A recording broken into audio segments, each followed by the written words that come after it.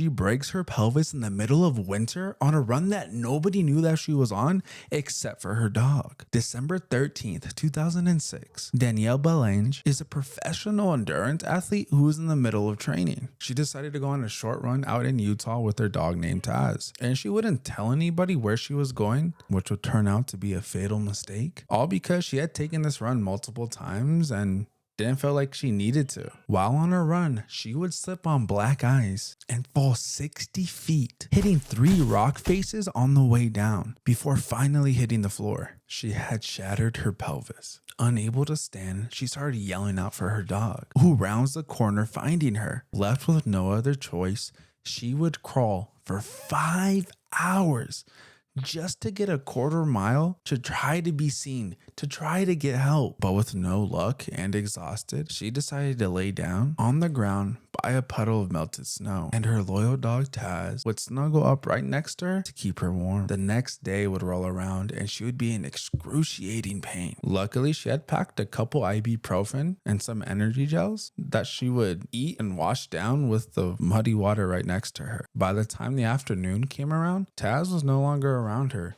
He had run off. Danielle, who is slipping in and out of consciousness, is yelling out to Taz to comfort her in her last moments of life. In the middle of the night, Taz would come back and sleep right next to her. But by that time, Danielle had already suffered frostbite in her fingers. The next day, she would wake up and Taz would be gone. She had assumed that he had just run off, because why would he stay? Why would he end his life right next to hers? She didn't even have the energy anymore to yell for Taz. Neither did she want to.